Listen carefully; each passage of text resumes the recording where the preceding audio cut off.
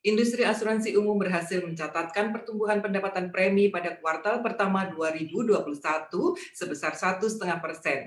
Pertumbuhan ini didorong oleh naiknya premi lini usaha asuransi properti. Hal ini disampaikan oleh Wakil Ketua AAUI Trinita Situmeang dalam jumpa pers secara online 31 Mei 2021.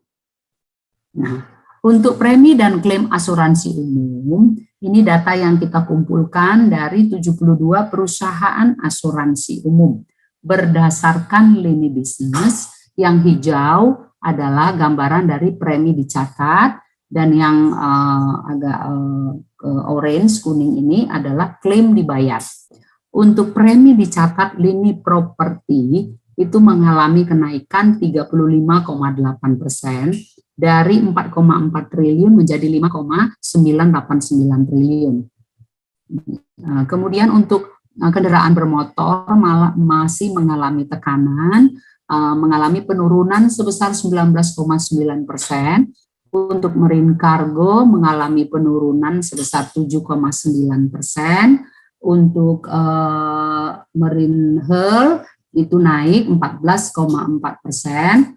Aviation itu mengalami kontraksi 41,5%. Satelit ini angkanya tahun lalu karena nggak ada ya, jadi ini cukup kecil.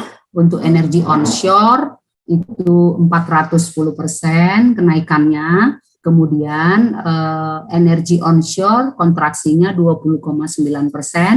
Engineering itu kontraksinya sebesar 2,8%. Untuk tanggung gugat atau liability itu naik sebesar 11%, accident and health itu naik sebesar 5,7%, credit insurance berkontraksi, preminya 14%, suretyship itu naik sebesar 47,5%, cukup baik ya kenaikannya. Kemudian miscellaneous itu kontraksinya sebesar 9,8%. Secara keseluruhan lini bisnis, untuk agregasinya kita lihat di sini, premi dicatat itu mengalami kenaikan 313 miliar rupiah atau naik sebesar 1,5%. Nah, ini gambarannya kalau kita lihat porsi premi masing-masing. Dari kuartal pertama tahun lalu dibandingkan dengan tahun ini, kita bisa lihat porsi premi untuk asuransi harta benda atau properti ini mengalami kenaikan dari 21,6% menjadi 28,8%. Untuk kendaraan bermotor mengalami penurunan 21%, tadi memang karena penerimaan preminya juga secara first quarter itu mengalami kontraksi.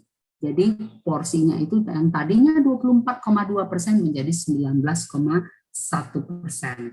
Kemudian kita bisa lihat porsi yang ketiga itu diduduki oleh credit insurance. Tahun lalu porsinya 16,3%, juga mengalami penurunan 13,8%. Karena tadi memang ada penurunan premi. Penurunannya adalah 15,5%. Jadi ini yang terbesar sama accident dan health. Accident dan health itu mengalami kenaikan 4,1% dari 12,8 menjadi 13,3. Jadi kalau dilihat secara asuransi umum, porsi dari lini bisnis yang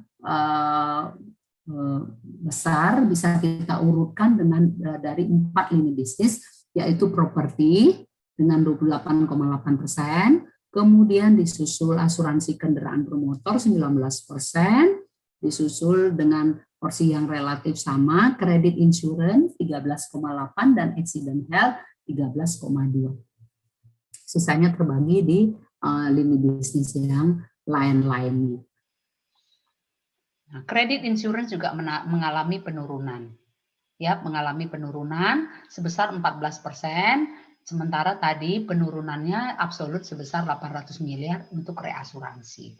Jadi mungkin ada asuransi kredit seperti tadi yang saya sebutkan di sebelumnya yang tidak diperpanjang atau kontraknya tidak diteruskan atau profil dari risikonya Sedemikian sehingga perusahaan asuransi maupun perusahaan reasuransi di mana perusahaan asuransi ini melakukan kerjasama itu tidak meneruskan reasuransinya oleh karena di depannya juga mungkin tidak diteruskan atau juga bisa juga direstrukturisasi gitu jenis asuransinya. Misalnya kalau dia berkaitan dengan asuransi properti itu dimasukkannya di asuransi properti. Prospeknya seperti apa?